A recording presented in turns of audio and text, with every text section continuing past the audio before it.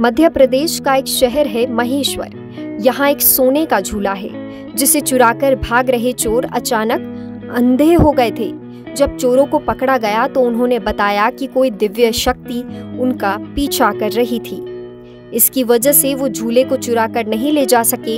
इस झूले को महारानी अहिल्याबाई ने बनवाया था। अहिल्याबाई भगवान को बहुत मानती थी। उनका अपना एक पूजा घर था। इस पूजा घर में भगवान श्री कृष्ण के लिए उन्होंने सोने का झूला बनवाया था।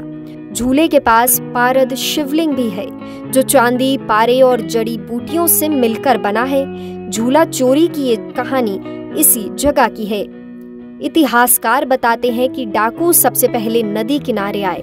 वहां किले की पुश्तैनी ऊंची दीवार पर चढ़ने के लिए घोड़पड़, जो कि एक गिरगिट प्रजाति का जानवर होता है, उसकी पूंछ में रस्सी बांधकर राजवाड़ा किले के अंदर घुस गए और पूजा घर में रखा स्वर्ण झूला चुरा लिया।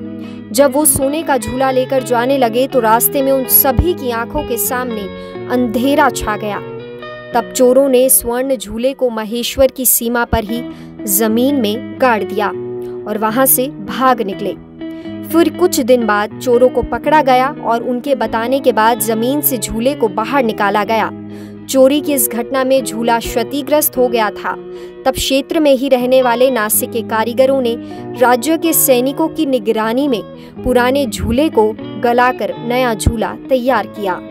महेश्वर को देवी अहिल्या की नगरी कहा जाता है और परोपकारी महारानी अहिल्या जी का यश पूरे विश्व में व्याप्त है। एक परोपकारी भक्त, शिव भक्त महारानी रही हैं वो, और इसी भक्ति के कारण उनका अपना एक बहुत विशाल पूजा घर इस महेश्वर में, जो कि उनका सादगीपूर्ण राजवाड़ा है, वहाँ पर स्थापित है। और वो घंटों पूजा करती थी, बहुत परिश्रमी थी, राजकाज के काम में बहुत व्यस्त रहती थी। उसके उपरांत भी वो बिल्कुल अलसुबह सौंदर्य से पूजा पाठ का काम करती थी और शिव भक्त थी, इसलिए शिव जी की विशेष पूजा करती थी। इसके अलावा उनके पूजा घर में बाल गोविंदा जी भी थे और बाल गोविंदा जी को का जो झूला होता है वो झूला स्वर्ण झूला है, जो कि आज भी देखा जा सकता है। बताते हैं कि काफ़ी वजनी झूला है और एक बार ये चोरी भी हो गया था, क्या घटना है? हाँ, ये करीब 18.5-20 किलो के लगभग का झूला है आज, और पूरा 100 टन 24 कैरेट सोने का बना हुआ है। बहुत ही कलात्मक बना हुआ है और ये भी सुनते हैं कि यहीं के कलाकार ने इसे बनाया है। आप जो कह रहे हैं कि एक बार कुछ घटना घटित हुई थी, तो वो सन 1955 का वाक़या है।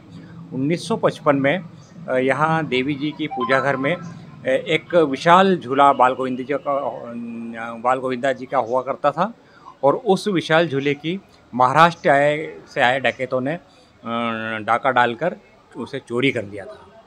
और वो जिस रास्ते से आए थे नर्मदा के तट पर, वहाँ नाव बांधी जाती थी और बड़े बड़े रस्से हुआ करते थे। तो उस रस्सों को काट कर उन्होंने उस पुश्तैनी दीवार तक लगाया किले की, और वहाँ से चोरी को अंजाम दिया और उस झूले को यहाँ से चुरा कर ले गए थे। बताते हैं कि दीवार पर चढ़ने के लिए उन्होंने घोड़पड़ का सहारा लिया। हाँ, लेकिन और चुरा भी है, लेकिन सीमा को क्रॉस नहीं कर पाया। हाँ, ये भी आपकी बात बिल्कुल ठीक ही है कि बहुत ऊंचाई पर चढ़ने के लिए उस ज़माने में जो साधन होते थे, उसमें हमारे निमाड़ में जिसको घोड़पड़ कहते हैं, ये गिरगिट की प्रजाति की बड़ी एक जानवर होती है, जो अपने पैरों से किसी भी चिकनाई पत्थर पर चिपकने में और स्थान बनाने में बहुत होशियार होती है। तो उसके जरिए वो लोग राजवाड़े में पहुँचे और देवी जी के पूजा गृह में उन्होंने उस चोरी को अंजाम दिया और झूले को वहाँ से तोड़ फोड़ के निकाल कर ले गए। और शहर की सीमा के पार हों इससे पहले ही उन्हें ये आभास हुआ कि कोई दिव्य शक्ति उनका पीछा कर रही है और उन्हें कुछ बेचैनी सी हो रही है। कुछ लोगों को आंखों में धुंधला सा दिखाई देने लगा और वो घबराने लगे। तो उनके जो एक डकैत, जिसके बारे में कहा जाता है कोर्ट में भी, जिनका नाम है गोकुल गिरी ने कहा कि मुझे भी कम दिखाई दे रहा है। तो उन लोगों ने मशवरा करके कि ये कोई देवी प्रकोप है, और झूले को आगे न ले जाते हुए महेश्वर की सीमा में उन्होंने गड्ढा खोद के उसको गाड़ दिया था और वो आगे निकल गए। और ये वाक़या तब खुलासा हुआ जबकि पुलिस ने उन लोगों को अरेस्ट किया था। तब उन्होंने बताया था कि हमने यहाँ पर झूले को गाड़ा है। इस खास और कीमती झूले को देखने के लिए लोग दूर दूर से आते हैं। दिन में पूजा घर खुला रहता है। सुरक्षा को देखते हुए झूले और मूर्तियों को हाथ लगाना मना है। फोटो और वीडियो बनाने पर भी प्रतिबंध लगा है। अहिल्याबाई के बाद से खासगी ट्रस्ट इस पूजा घर की देखरेख कर रहा है। पूजा घर में सुरक्षा के लिए सिक्योरिटी गार्ड, चौकीदार और पुजारी मौजूद रहते हैं। विशेष दिनों में अहिल्याबाई के वंशज यहाँ पूजा करने आते हैं।